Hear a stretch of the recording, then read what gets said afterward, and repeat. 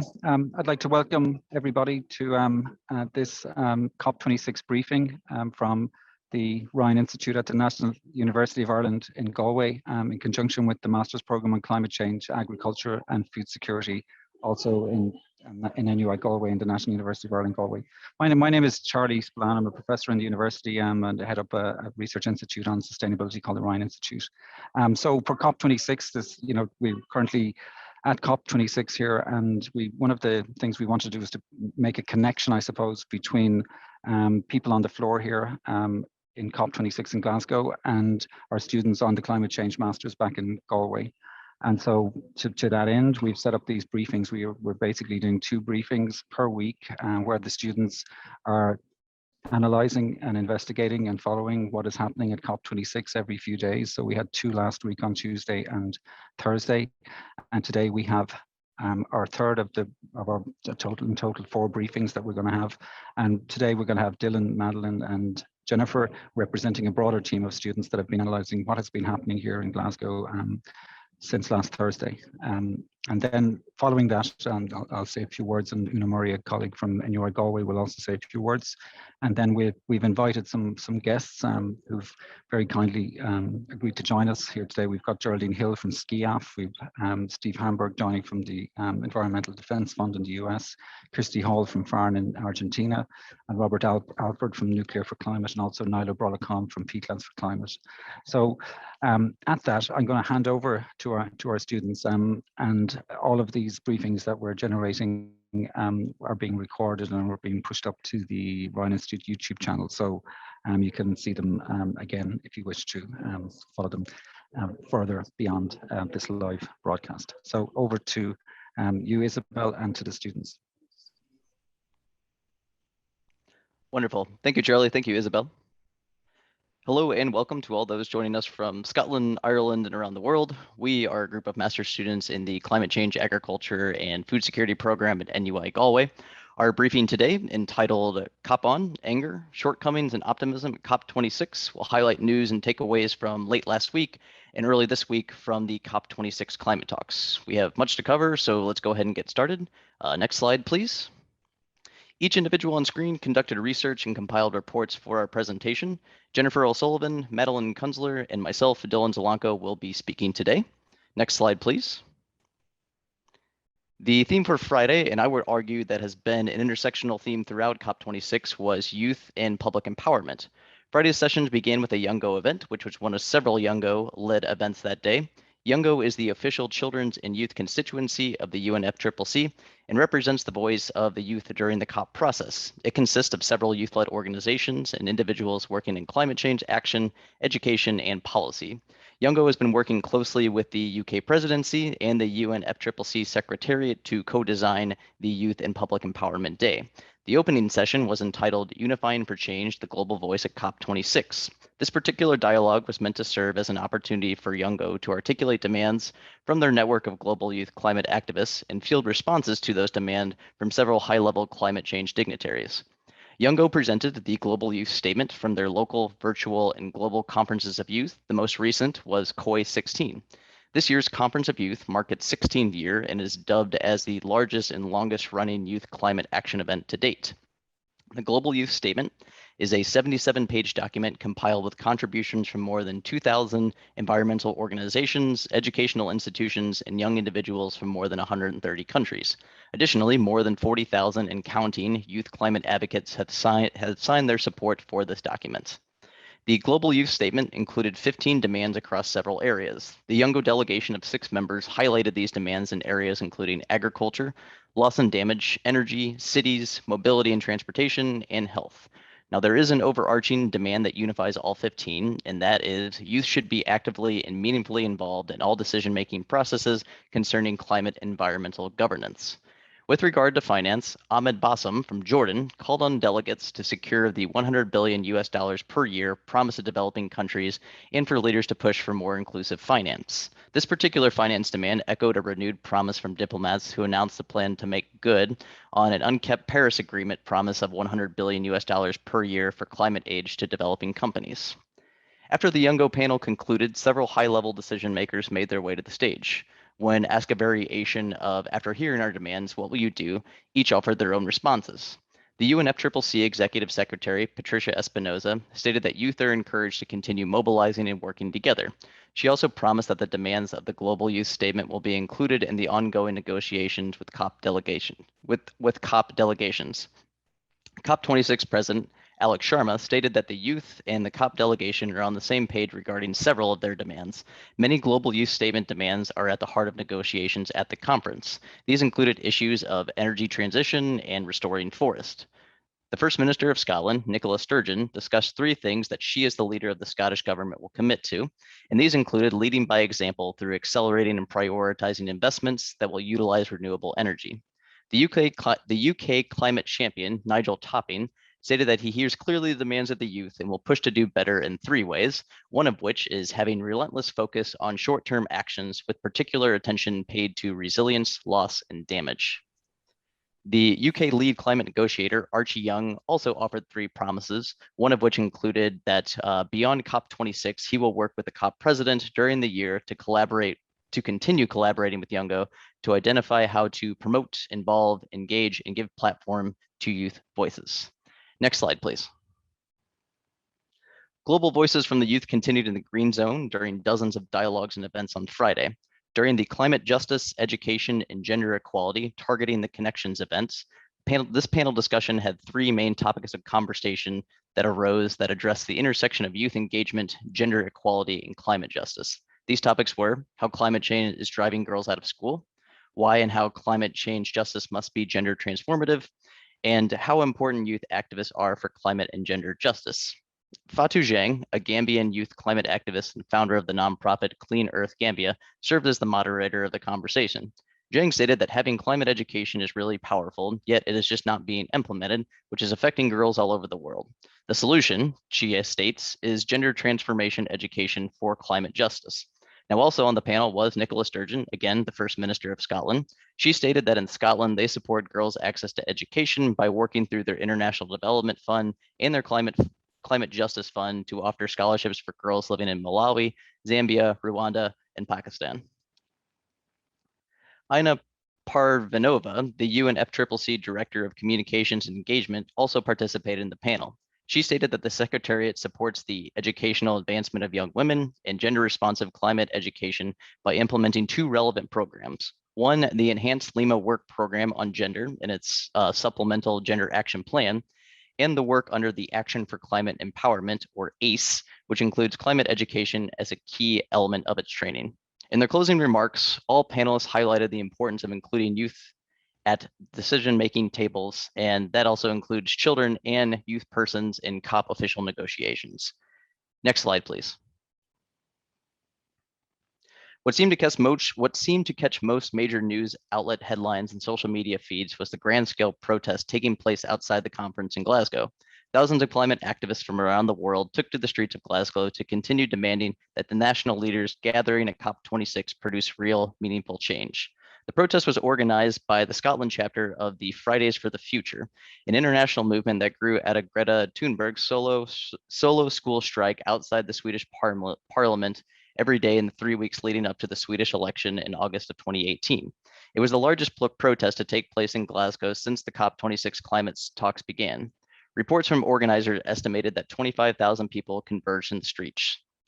The protest procession, which was less than 2 miles from where the COP event is being held, was led by Indigenous activists and other prominent figures from the developing world who called attention to the current climate crises facing their communities, as well as the limited amount of bargaining power and representation of these groups at COP26. Now, several preeminent youth climate activists were present at the protests. Amongst the crowd was the internationally known and sometimes polarizing climate figure, Greta Thunberg. When addressing the crowd on Friday, Thunberg opened her statement with the cutting words, "It is not a secret that COP26 is a failure." To roaring cheers from the crowd, Thunberg continued her lambasting of the conference, stating, "COP26 has been named the most exclusionary COP ever. This is now a global greenwash festival, a 2-week-long celebration of business as usual," concluding with what is now considered her catchphrase, "the usual blah, blah, blah." Speaking on the same venue was Vanessa Nakate, a 24-year-old Ugandan climate activist who, along with Thunberg, met with the leader of the Scottish government, First Minister Nicola Sturgeon, in the opening days of COP. Nakate urged those in attendance to continue holding their leaders accountable for their action and to refuse to remain silent on issues related to climate justice. Additionally, she reminded the crowd that Africa is not a significant source of greenhouse gas emissions, noted that the continent's energy and industrial sources contribute only 2 to 3% of the world's carbon dioxide emissions. In an optimistic conclusion, Nakate encouraged those that in attendance to hold three things close to them as they continue to organize, mobilize, strike, and speak up for climate justice in the coming days and beyond COP26. These are faith, hope, and love. Love for people and the planet is paramount for envisioning and fighting for a sustainable and equitable future for us all. Next slide, please. Transitioning from Friday to Saturday, the theme for the conference did change, and that theme is nature and land use. But as you might be able to see from our slides, some themes from Friday continued, one of which was protests. So the protests grew on Saturday. Over 100,000 people protested in Glasgow and across the world, demanding action from governments and for the voiceless to have a voice. Greta Thunberg this time kind of took a back seat, canceled their speech to give space for Indigenous and marginalized voices to be heard. The actor Idris Elba, who is an International Fund for Agriculture Development ambassador, warned of food shortages and advocated for continued support of small-scale farmers. He also offered this kind of rather alarming quote: "We have wiped out whole species and vegetation forever. Worse still, we're in danger of wiping ourselves out." Again, bringing it back to Ugandan activist Vanessa Nakate, said that a shift to plant-based diets could save millions of greenhouse gas emissions each year. And at the protest said that the words and promises of leaders do not match our actions. In this case, their actions is referring to the actions and demands of the climate activists that were in the street. I'm going to end my time here and go ahead and turn it over to my colleague, Madeline, so we can do that and go to the next slide, please. Thanks, Dylan. So moving away a little bit from the protests, there were several commitments towards nature and land use that happened on Saturday. Many of these focused around sustainable agriculture and land use, urgent action and investments, as well as nature positive initiatives. A lot of these came from not only governments, but also high profile businesses. Governments and businesses joined farmers, securing a new agreement to protect nature and accelerate the shift to sustainable agriculture and land use practices by making them more attractable, accessible, and affordable than unsustainable alternatives. 26 nations set out new commitments to change agricultural policies. The change in these policies is to make them more sustainable, less polluting, and to invest in the science needed for the sustainable agriculture. In these 26 nations, all of the continents were represented, and many underdeveloped countries were a part of this. The UK aims to engage 75% of farmers in low carbon practices by 2030. And the World Bank committed to provide climate finance annually to 2025 through its climate action plans. Through all of this, two of the nations did come out with their national commitments that are aligned to have better sustainable practices and lower emissions. Brazil's plan to scale its ABC Plus low emissions farming program is to move it to 75 million hectares, saving 1 billion tons of emissions by 2030. And Germany plans to lower emissions from land use by 25 million tons by 2030. Next slide, please. So Indonesia and the UK launched the FACT initiative, or the Forest, Agriculture, and Community Trade. So it consists of 28 countries that are all trying to engage with smallholder farmers in developing countries, that way helping them to be able to have food security as well as use sustainable agricultural practices to conserve and preserve nature. As well as over 130 countries, which is about 90% of the world's forests, are committed to halt deforestation by 2030. The US passed a $1.2 trillion infrastructure bill. This consists of low emission buses and ferries, as well as expanding the national grid and doing environmental remediation. Unfortunately, Poland chose to, instead of meeting a 2030 goal to phase out coal power, they are going to continue to produce that coal until 2049. And to end off Saturday, COP26 President Alex Sharma said, if we are to limit global warming and keep the goal of 1.5 degrees Celsius alive, then the world needs to use land sustainably and put protection and restoration of nature at the heart of all we do. Next slide, please. So moving on to Monday, there were several topics that kind of were talked about on Monday, such as resilience and adaptation, as well as loss and damage.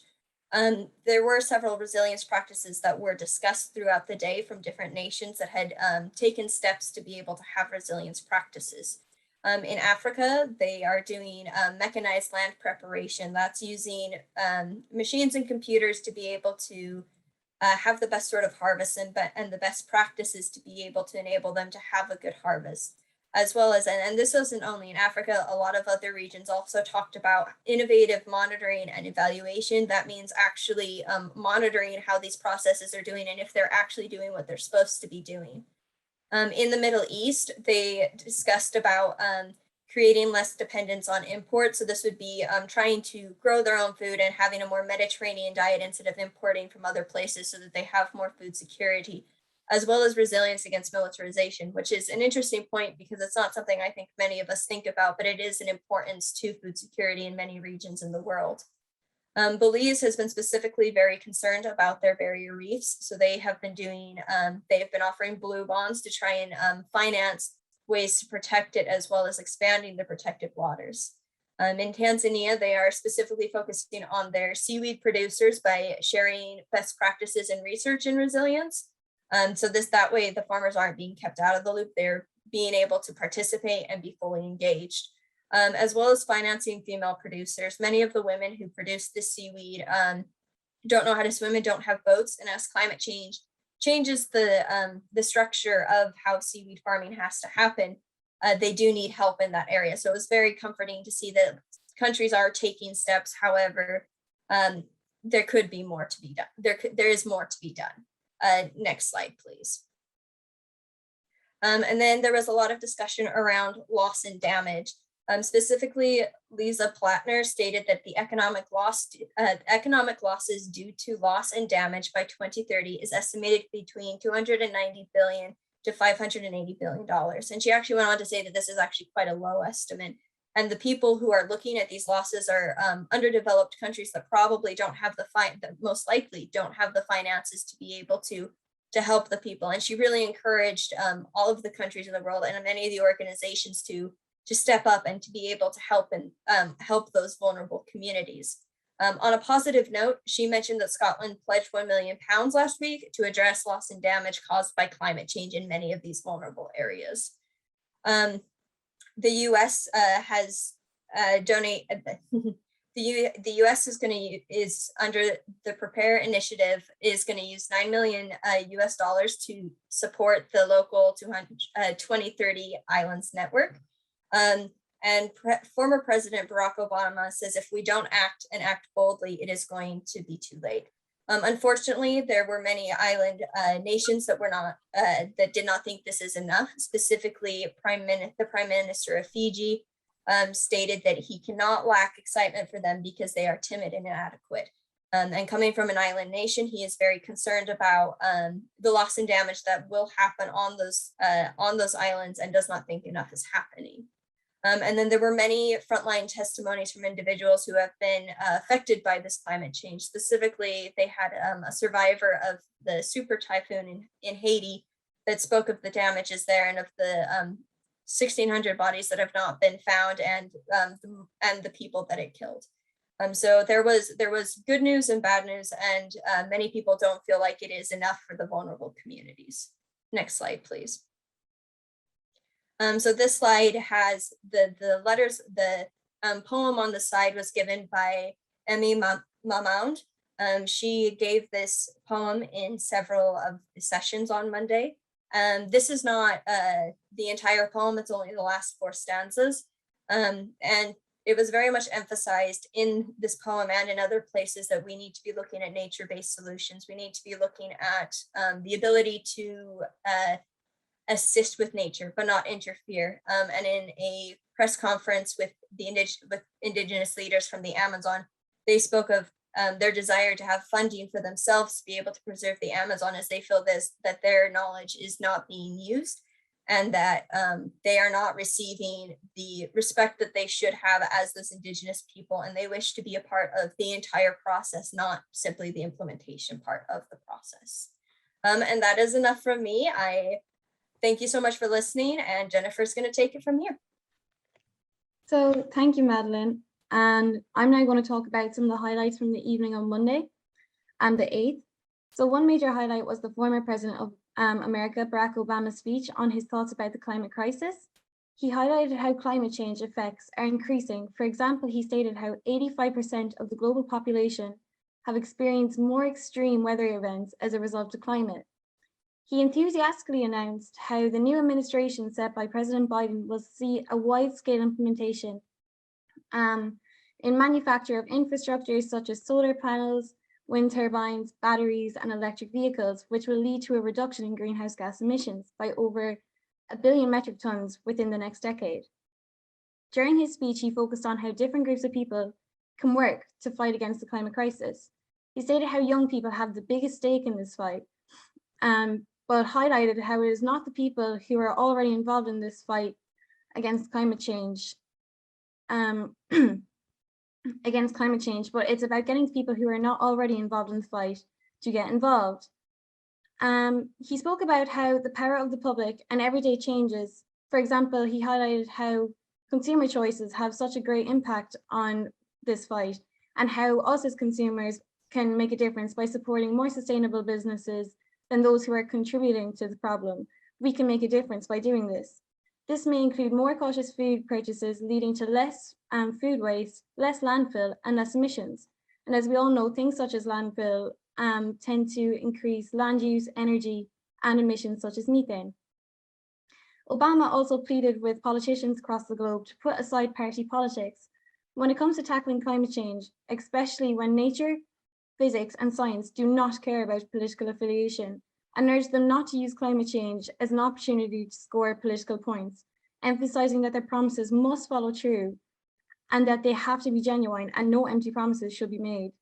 Finally, Obama stated his dismay in seeing that two of the world's largest greenhouse gas contributors, China and Russia, didn't attend COP26.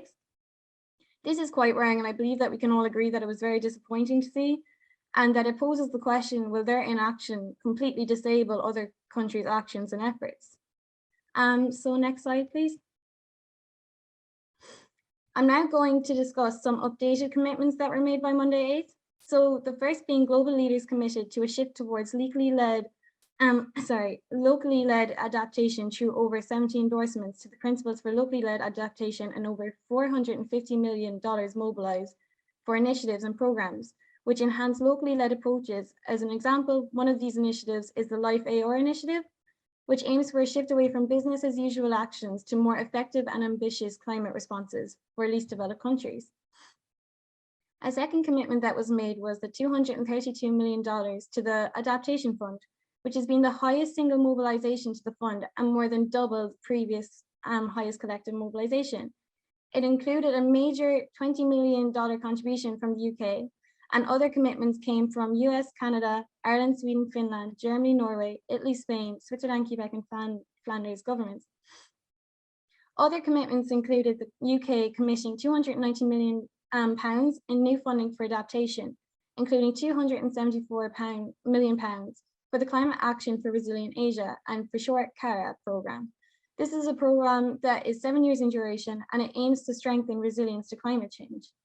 And finally, 88 countries are now covered by adaptation communications or national adaptation plans to increase preparedness to climate risks for the expected increases in loss and damage.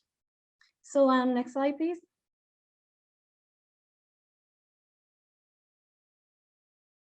To conclude our presentation, I will speak about what is happening at COP26 today.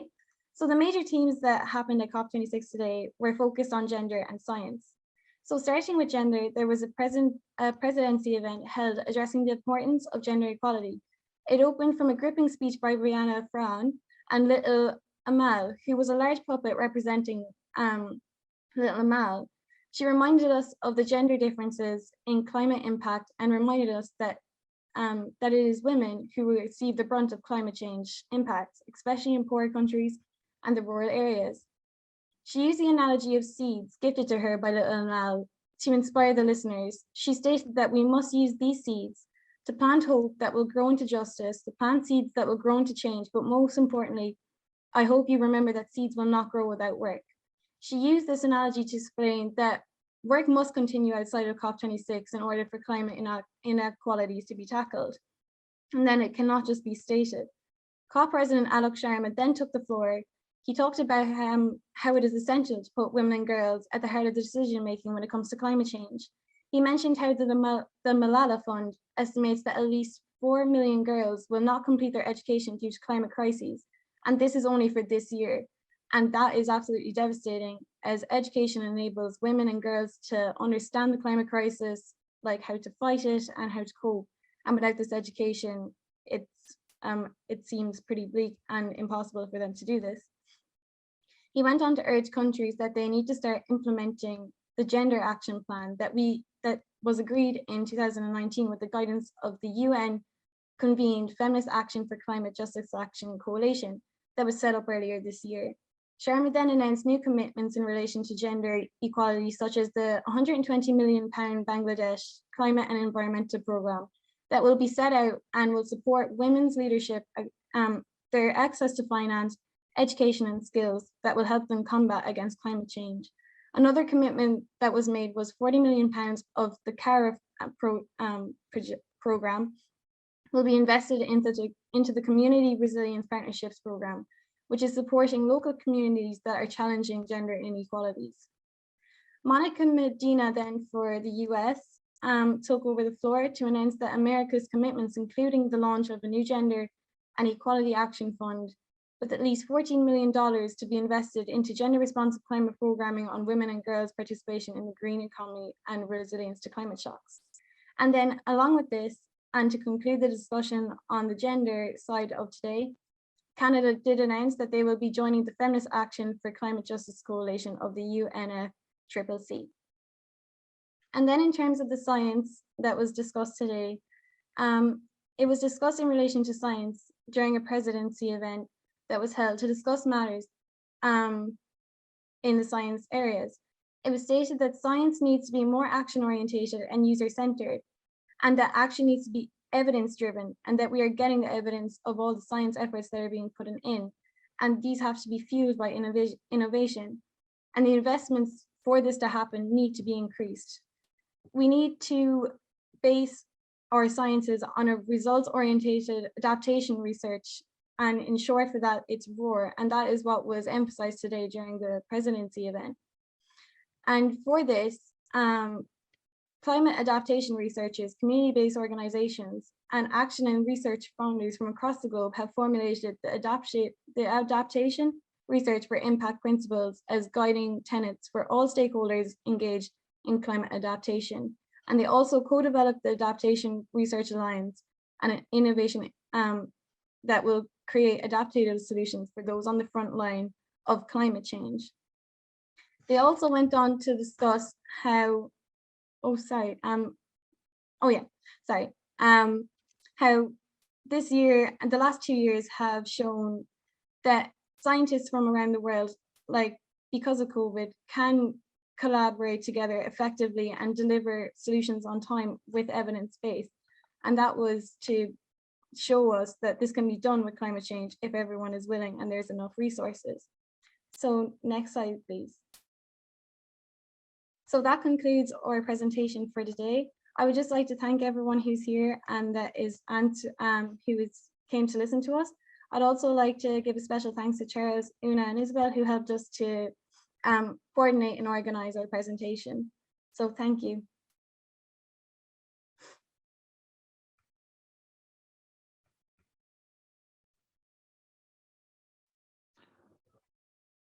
Thanks so much, Dylan, Madeline, and Jennifer, for presenting such an excellent overview and analysis of what's happening here at COP26 on behalf of your team. You're representing a broader team of students, and so that's really excellent that you're following and that you're analysing and critiquing what's happening here in Glasgow.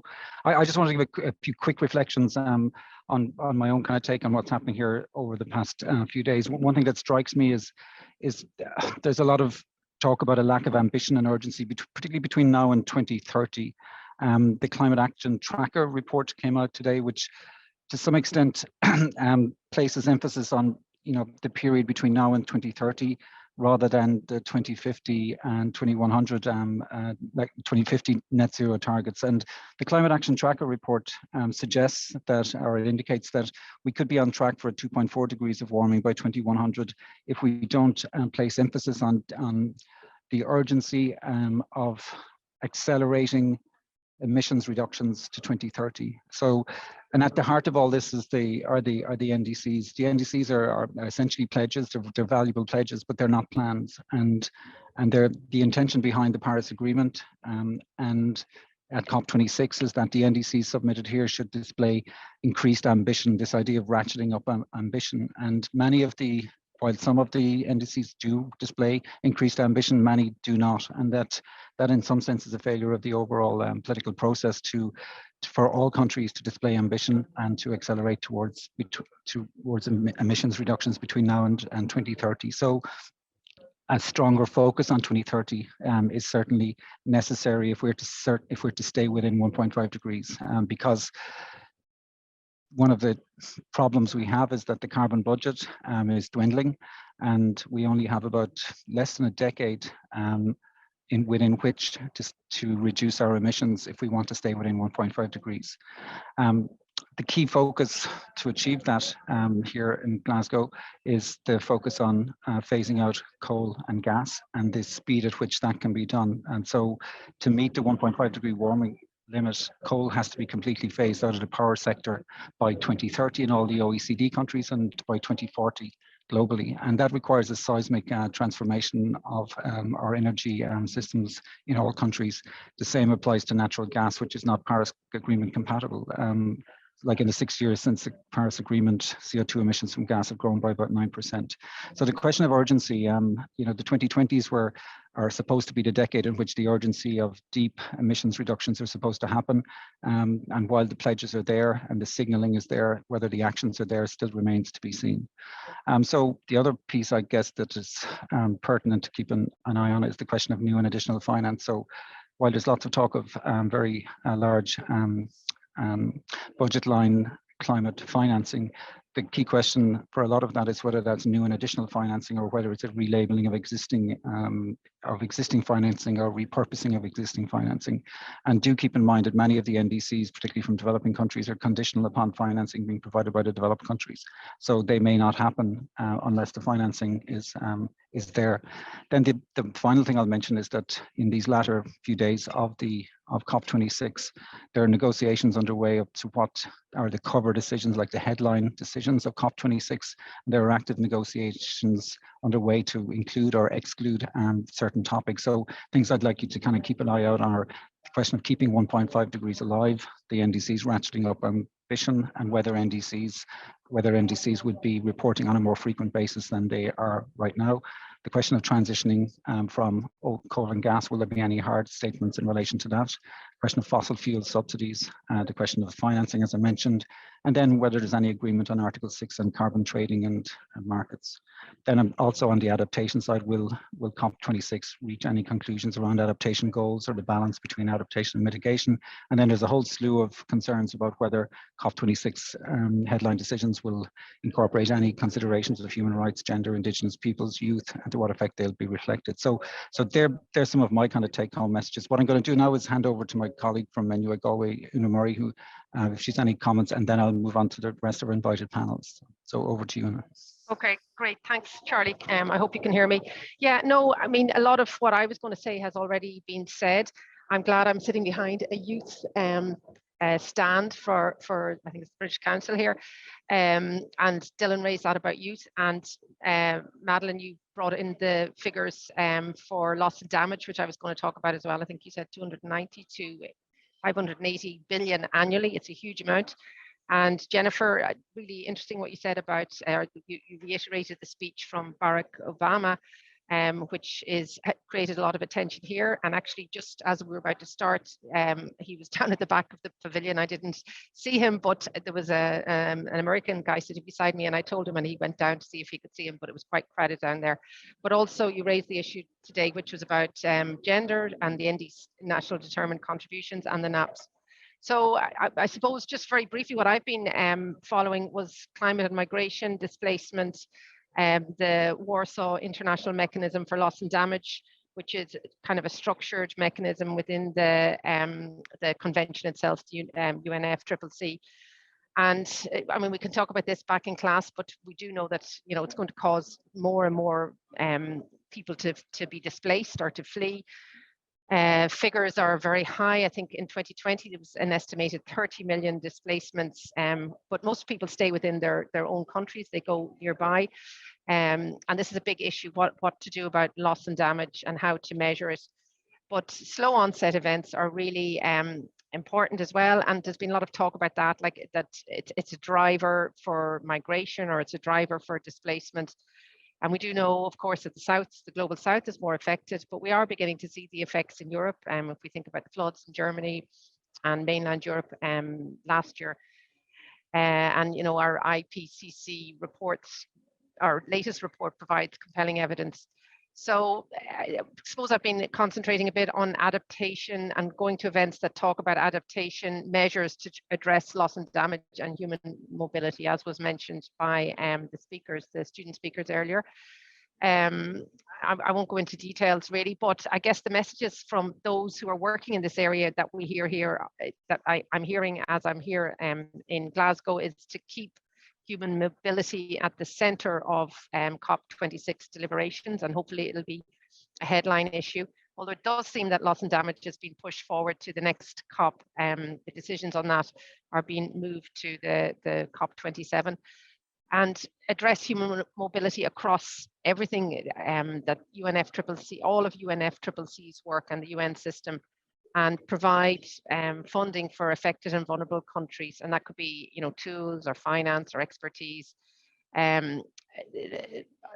Someone mentioned the adaptation funding, and I've been trying to follow, I've been at a few events where the adaptation fund have been showing or showcasting what they've been doing on, or who they've been funding, what accredited entities they've been funding.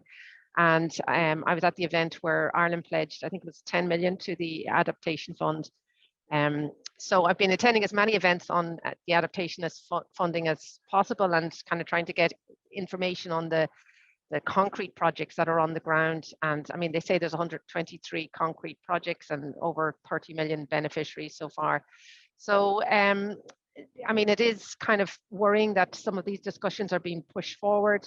There's, in the Warsaw International Mechanism for Loss and Damage, there's a task force on displacement, and they have an action plan which they're trying to implement. And there's also this network called the Santiago Network on Displacement. But just some good news was that today I was at the launch of a new project, which is pretty broad, covering an awful lot of agencies. The Climate Action Network's part of it, the Internal Displacement Monitoring Centre, Platform on Disaster Displacement, UNHCR, IOM, you know, all these big organisations, the Red Cross, and it's funded by NORAD. And it's going to keep loss and damage on the agenda by providing evidence and knowledge, and also disaster preparedness tools, and advocate for climate finance, or see what sort of climate finance is specific for this area of work. I suppose in a way you could say that this big program, which is so many agencies, is a way of operationalizing the Santiago Network for Loss and Damage. And just a few other points. I did attend some of the virtual gender platform events, and they've been covered already by the students, so I won't mention them again. But it was interesting to see two programs that I was previously involved in. One was the NAP Ag program run by FAO and UNDP, and the other was the UNDP NDC support program.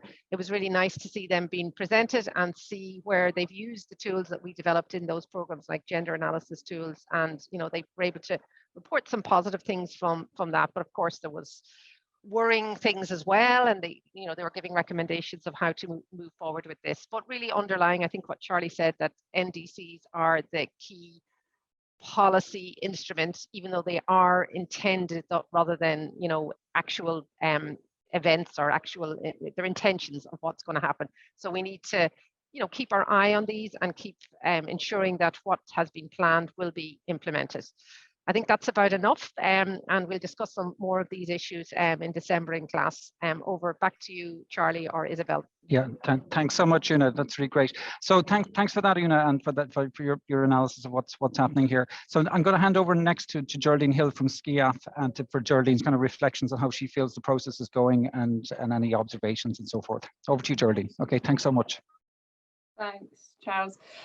Yeah, so I'm from Scottish Catholic International Aid Fund, which is the equivalent of Trócaire in Ireland. We are Scottish Trócaire in Ireland. I'm the advocacy manager.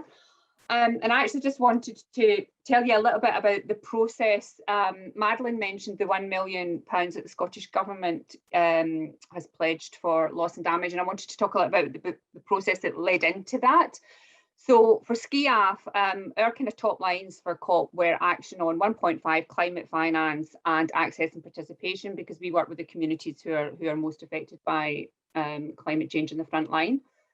And in order to facilitate access and participation, earlier in the year, we set up a series of dialogues, roundtable discussions as part of the Stop Climate Chaos Network in collaboration with the Scottish Government, with voices from the South, global voices from the South and their priorities for COP. So we had 4 roundtable discussions. One was on access and participation, one was on adaptation, one was on loss and damage, and one was on global just transition. And as a result of that, we came up with this communiqué which captured the key recommendations from the Global South to the COP, basically to the summit. All the dialogues were co-facilitated. They were co-facilitated between a member of Stop Climate Chaos Scotland and a Global South representative, one of our partners. As a result of this, the discussions on loss and damage continued with the Scottish Government. And as Madeleine already mentioned, the Scottish Government then took that forward and made this commitment to the 1 million. Now, we are very clear that that's a tiny, tiny amount, given the hundreds of trillions that's going to be necessary for loss and damage. But we do think it's a really important principle, and we think that that principle is now resounding around COP and has been picked up quite a bit. Antonio Guterres was congratulating the Scottish Government on their initiative on this, noting how important it was for developing countries. The Scottish Government got the Ray of the Day from CAN International. CAN International is a network of over 1,500 NGOs, and 130 countries are represented in that, and they were acknowledging that this is really important. The principle of acknowledging loss and damage is important. So for us, really, that was a kind of excellent example of how lobbying can make a difference, how, our kind of little seed at the start of the idea of doing these dialogues jointly with the Global South then led to, Scottish Government taking this, running with it, and us pushing them on the loss and damage issue, and us getting this this commitment. And last night we actually had an event with Nicola Sturgeon, and she said very clearly that the Glasgow Climate Dialogues and the communiqué that we produced have been very helpful. They brought loss and damage to the fore and helped us to bring this issue further up the discussion.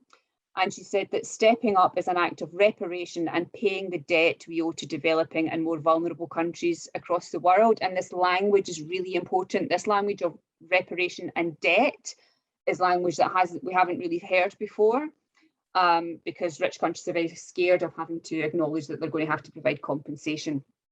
So for us, this was really positive. It was a good example of something that we've achieved, and hopefully will have ramifications further down the line. Obviously, we want to see political commitment in the decision text that affirms the need for loss and damage finance, and we also want to see it as a permanent item on the agenda for future COPs.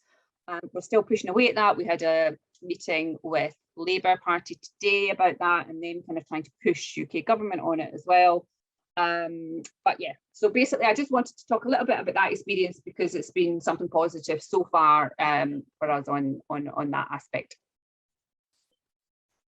And back to you, Charlie, and I'm going to have to leave quite quickly. Yeah, so no worries, that's fine. Thanks so much, Shirley, for taking the time to give us an update on your experiences and interaction with the process. Yeah, I'm going to move quickly along to Steve Hamburg. Steve is from the Environmental Defense Fund in the US, and just to get Steve's take on how he feels COP26 is going and where it's going. Yeah. Over to you, Steve. Thanks very much. Hopefully folks can hear me. So I spent last week at COP. I'm back home in the United States now. And I'm going to take a slightly different tack than what I heard so far. I'm incredibly optimistic, but for different reasons. So the reason I say that is that, as was highlighted, NDCs are sort of vague commitments. They're great. They're a big step forward. But what is it we really need to get done? And I'm going to push back on Charlie a little because his focus and his comments were all about the total amount of warming. And that's been the sort of framework people have done, 1.5 degrees, 2 degrees above. And that's important. But then at the same time, we had a conversation that we were hearing about loss and damages. But what drives loss and damages isn't that 1.5 ultimate degree. It's the pathway we take. It's the rate of warming. And what we heard at the COP was a revolution. It was a revolution that most people didn't realize was occurring. But with the 100, I don't know what the latest number is, last I've heard it, 107 countries committing to methane reductions, we see the ability to reduce the rate of warming over the next 20 years that was not possible until last week. And that will change the lives of billions of people. Now we got to execute against it. But the other part of the revolution is we heard the capacity of the globe and the commitment of the globe to measure the rates of methane, where it's coming from, how much is being emitted, and how it's changing over time at a level of precision and scale we've never had before for any greenhouse gas. So we now have put into the open some of the biggest levers for reducing the impacts of climate change that have ever been introduced.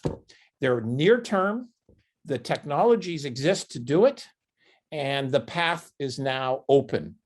We never had that commitment before. Now, that's not to say that we don't need to think about carbon dioxide. We absolutely do. And we do care about the total amount of warming.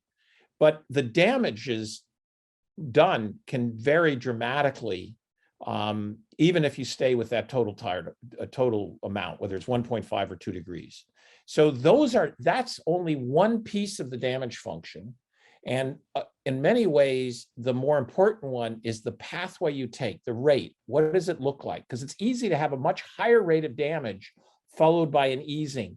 But the problem is those damages are not reversed when you go back down.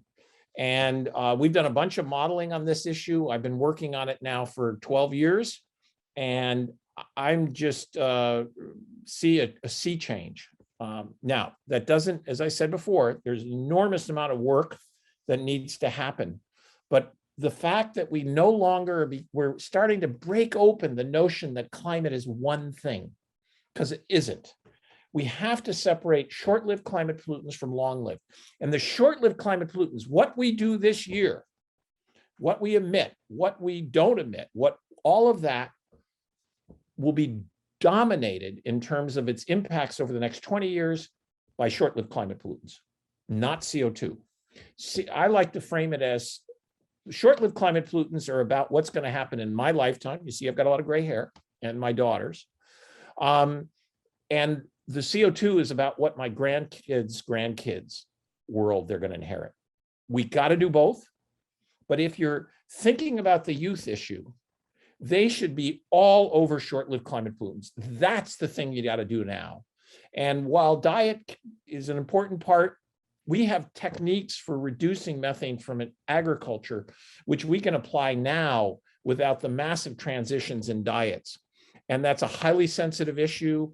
highly culturally determined. There's a lot of identity associated with it. I'm not arguing against changing diets. I'm just saying that's a slow lever to push. And there are lots of things you can do in the near term. And fossil fuels, say, well, we got to get rid of fossil fuels. Absolutely. We don't have to eliminate them, and I won't get into why. I mean, we need to radically reduce them. There may be some residual fossil fuels with carbon capture and sequestration, other things that make sense. That's sort of a secondary issue. But we need to reduce the methane that comes from them much faster than we're going to be able to reduce the fossil fuels. Excuse me, sorry. So we need to think about these as two climate problems. They each serve a different purpose. And I've had a war for a decade on CO2e, which smushed it all together into one problem with one number, the maximum number of temperature rise. And in the process, we basically effectively tied our hands behind our back for actually reducing the damages we experience around the globe. And what we saw at COP was an opening of that, a recognition that there are multiple levers, that those levers matter, and there's a data revolution ongoing, as I mentioned. The International Methane Emissions Observatory, which is hosted by UNEP, is the very first place in the globe where we're bringing all the empirical data together on one greenhouse gas, methane, merging the different data sets to give a clear picture to the globe, an open picture, highly resolved picture. So that's my positive take.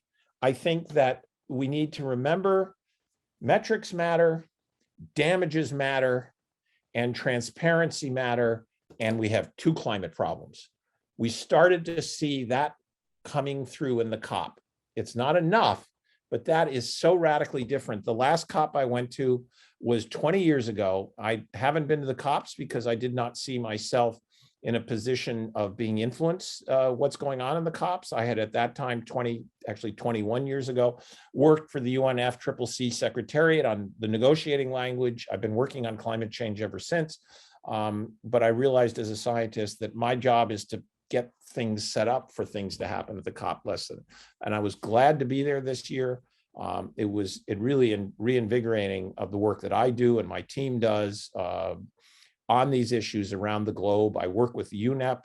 I work with hundreds and hundreds of scientists, and the scientific community is mobilized in a way that I've never seen them before to actually make a positive impact, meaning not just doing the science, but actually providing data that's transformative to reduce the rate of warming over the next few decades. That's what we've got to do while we decarbonize over the longer term. And I'll leave the comments there, and I don't know if Charlie, you want to respond because I pushed back on you, or no. Like, it's really excellent, Steve, that like you kind of unpack the question, the short-lived and the long-lived pollutants, and I think that's really important for all of us to kind of to take on board your wise words over and your experience over the years. And so in that sense, you know, I point people towards the methane moment, which is where .org, which is where I met Steve, where you can get more information on why, you know, the focus on methane that has been here at COP26 like is critically important, as Steve, you know, so eloquently highlights essentially. Yeah. So Steve, we're really thankful to you to taking the time. Okay. And we're basically, the purpose of this is to get to, you know, different kind of viewpoints and perspectives and experiences from a range of people here in COP for the students, because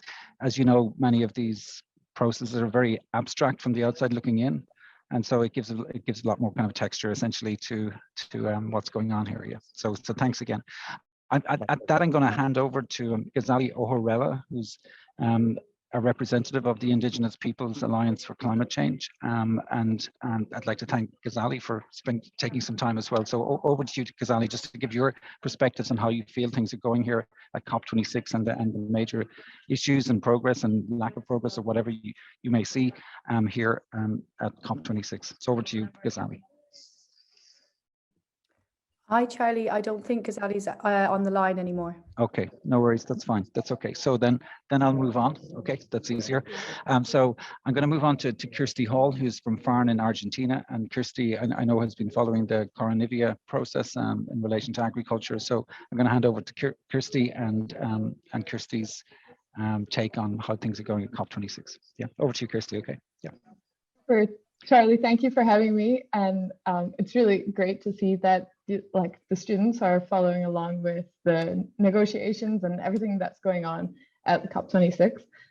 So I was there last week representing an organization called FARN, which is a member of the Climate Action Network that I think Geraldine mentioned that, and we represent civil society as opposed to governments under the ENGO umbrella, which is the Environmental NGO delegation.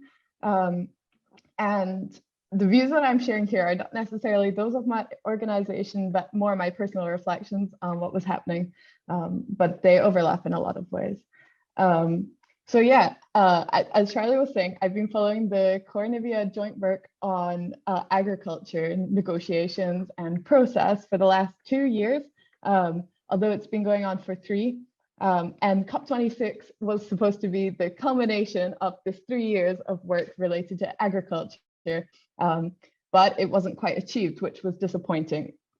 So the Cornivia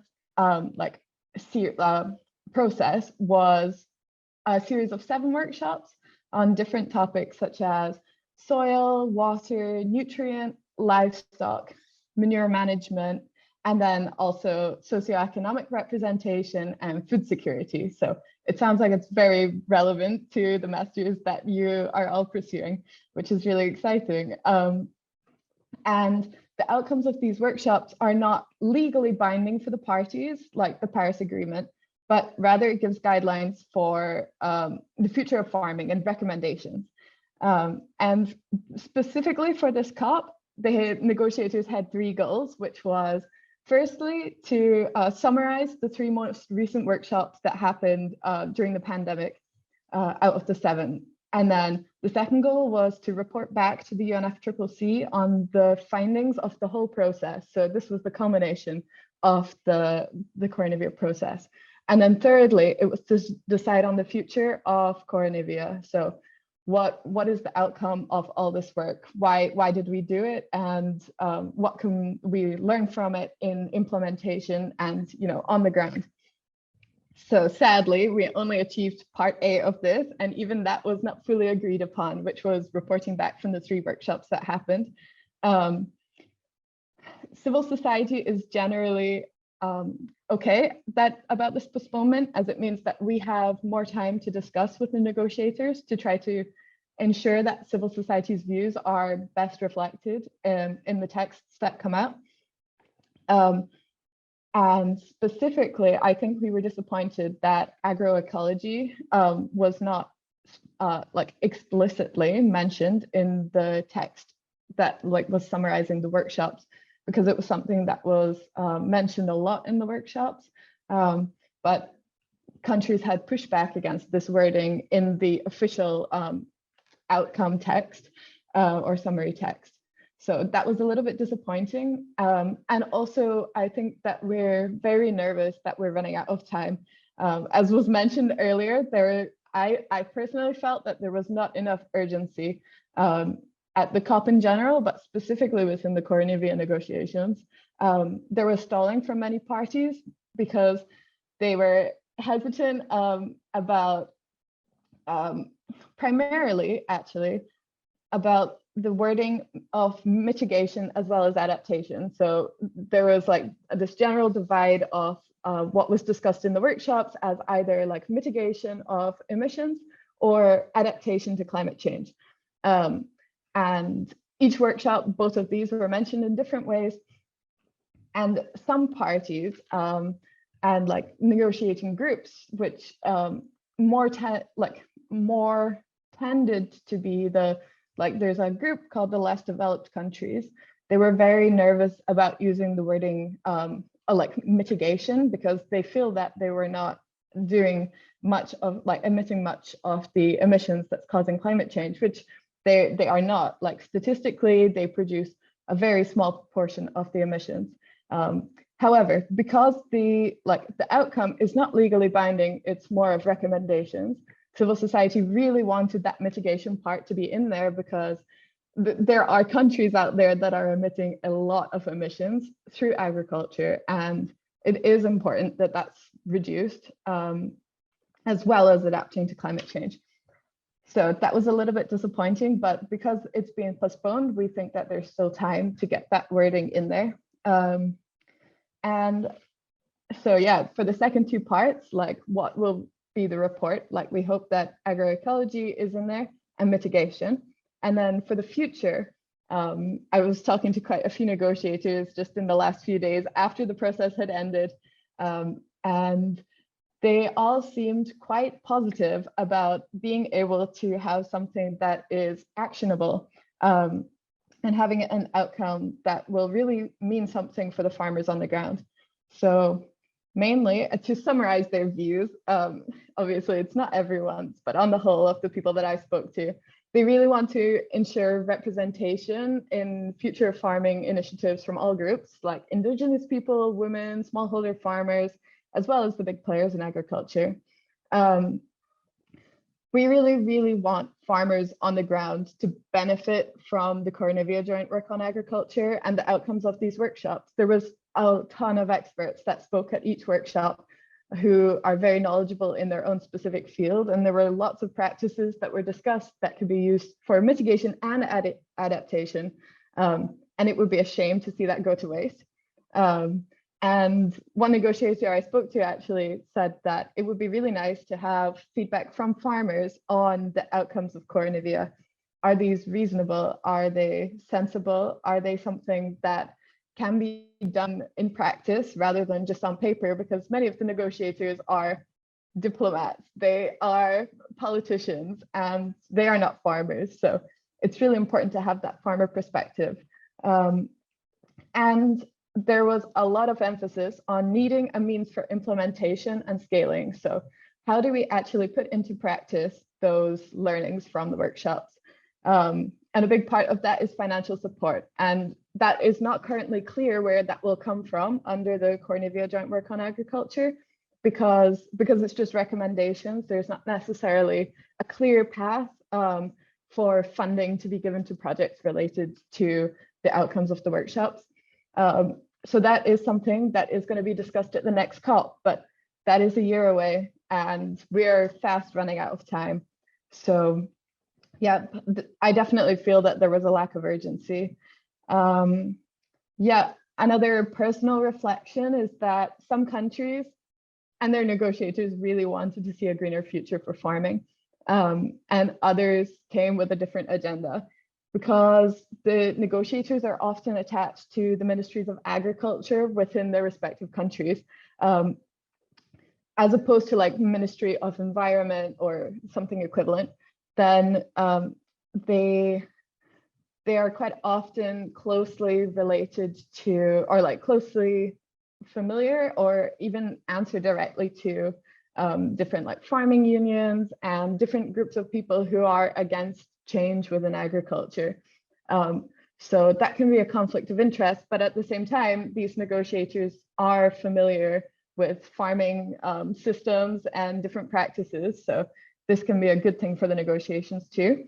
But it is difficult because a lot of them are not super familiar with climate change and the mechanisms of how that occurs. And yeah, I think my final comment would be that I was in a talk at the COP, and there was a group of like, the audience was investors, scientists, climate economists, energy experts, etc., who are mostly very influential people within their own field. And the speaker asked who in the room believes that we can limit warming to 1.5 degrees. And not a single person in that audience of, I would say 200, maybe 150, believed that that would be possible. So that was really striking to me and made me feel quite desperate, because I think if that group of people don't believe that it's possible, it is hugely concerning. And I know there was just a discussion about, yeah, 1.5 degrees is like an end outcome, but how we get there is more important. But I think that people are leading themselves on if they think that this is possible based on the fact that none of these people think that it is achievable, at least within the timescale that we've set. So I think the work is not done, and COP26 is doing a lot, but not enough, in my opinion. So yeah, thank you so much. Thanks so much, Kirsty, and it's really great that you've been following the Coronavia process, which I suppose we should flag up is the main kind of window for agriculture within the UNFCCC process, and it's great to hear your reflections. So I'm going to move on next to our next speaker, which is Robert Alford, who's from Nuclear for Climate, and over to you, Robert, and then finally we'll finish up with Niall O'Brolacon. Evening, everyone. Great to be with you. Thank you for inviting me this evening. So yes, I was at COP last week representing a NGO called Nuclear for Climate. There were 40 of us there, and there's 40 there again this week.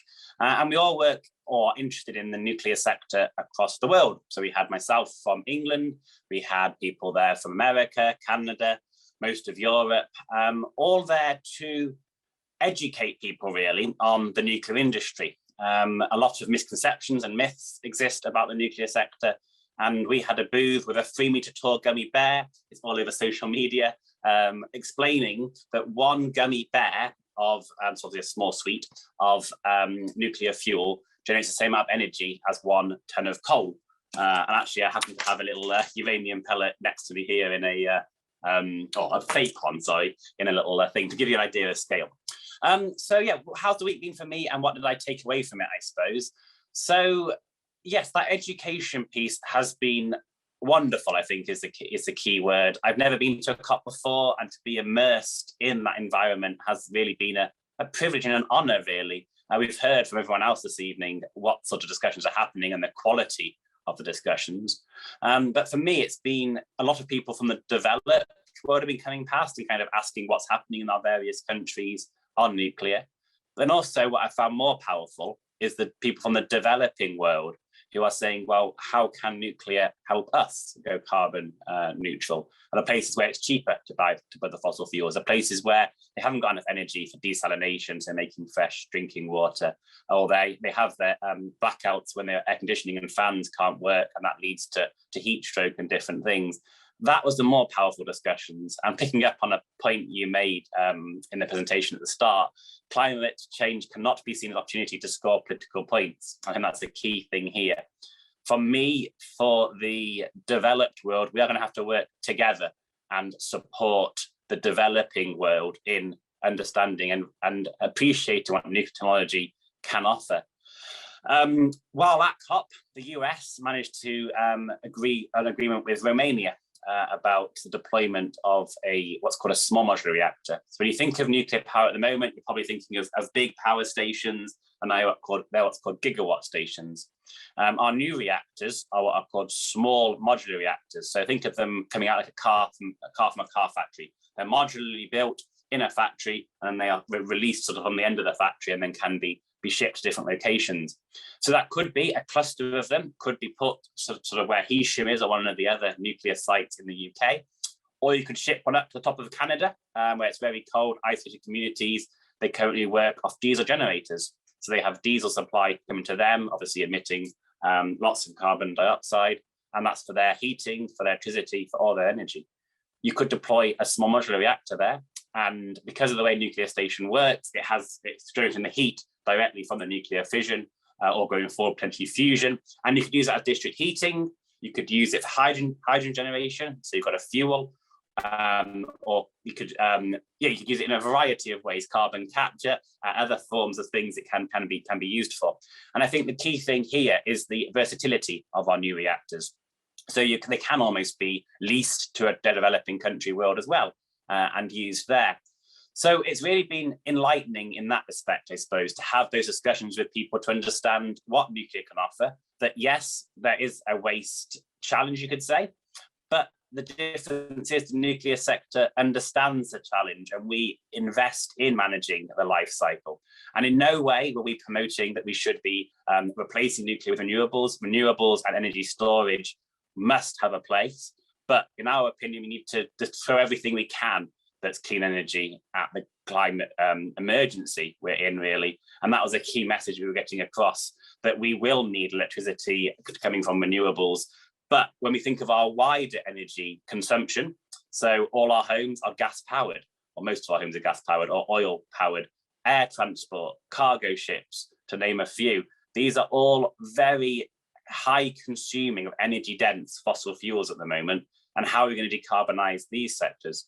And nuclear can be used in various ways there, what we call synthetic fuels, effectively split your water, get your hydrogen, carbon capture, get your carbon dioxide, and you can make synthetic hydrocarbons or even ammonia. So you could even what's called drop-in fuels, run them on the current infrastructure that you've already got. So yeah, it's great for that respect. 2 documents I'm going to recommend that you might want to go away and read. One is, let me turn my background off a second. Apologies, background and filters, none. One is this one, Nuclear Science and Technology for Climate Adaptation and Resilience. And that one talks about 5 things. Sustainable, this is what nuclear can do, sustainable land management, climate smart agriculture, food production systems, analysis and measurements of greenhouse gas emissions, sustainable water management, and ocean change and climate protection. Now, they might be things that you weren't necessarily thinking I was going to mention. You're probably thinking electricity was all I was going to mention nuclear can do, but nuclear can do a lot. There's a full book called the reference document, the Nuclear Science Technology, Climate Adaptation, Resilient reference doc. And then there's a sort of just a 2-page A3 exec summary. So I highly recommend those to understand what nuclear can do more. And the final one is Nuclear Energy for a Net Zero World. Both of these have been released by the IAEA, that's the International Atomic Energy Authority. And they are both very informative reads really on what nuclear can do. So in summary, it's been a great week last week, and it is still a great week. Those that are out there this week, having those discussions, being immersed in the wider discussions we've heard about, and you've also heard yourselves and done a very excellent analysis and critiquing on this evening. And yes, hopefully that has enlightened you on what we would do with Nuclear for Climate.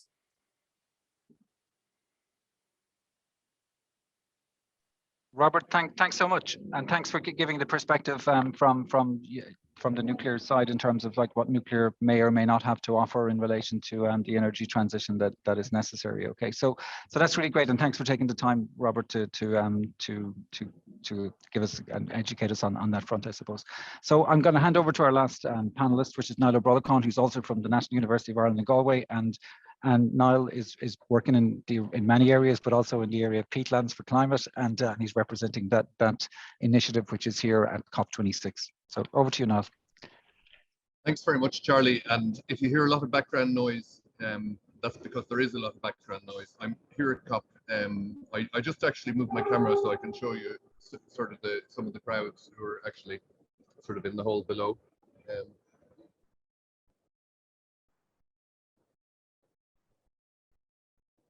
Yes, so you can see the message I'd like to give really is that I'm obviously with the Peatlands Pavilion, and the message I'd like to give is that, okay, there's a lot of high-level stuff going on here at COP, but there's 30,000 people here, and there's side rooms, there's exhibitions, there's pavilions, there's discussions going on at every single level that you can imagine, and there's many, many domains being looked at.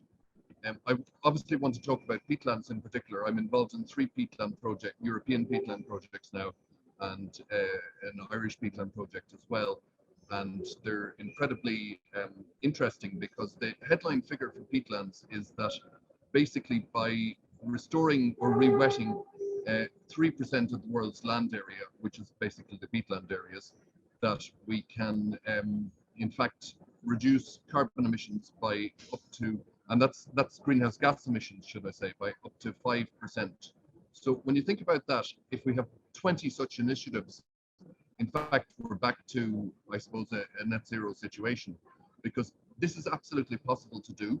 It depends on the will of individual governments, obviously, but there's a fantastic network here. This is the first time that we've actually had a peatlands pavilion in COP, in any of the COPs. So, I mean, it's actually gaining huge traction both in Ireland and abroad.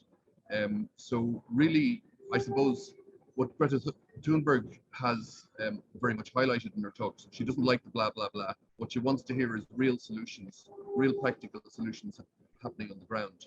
The reality is that there's over 100,000 hectares of peatland being restored in Ireland at the moment alone. And if you consider that each hectare can emit up to 30 tons of greenhouse gas every year. Now, most of the hectares in Ireland are in probably slightly better condition than that, but nevertheless, there are a lot of emissions taking place. And to say that it's up to 10% of our overall emissions would not be unrealistic, because Ireland has about 20% of the land area of Ireland is peatland, so hugely important. We've done a study in the European Union which actually shows that we can reduce greenhouse gases by from agriculture by about 25% by restoring 3% of the land area to pristine peatland. Easier said than done, because obviously there's always vested interests, but it is a matter of investment. It is a matter of government will. So like many of your other speakers, I mean, I'd be quite positive about this particular COP. Not necessarily, certainly obviously things like the methane issue are hugely important. Whatever else happens here and whatever blah, blah, blah comes out, as they say, it's not necessarily that important.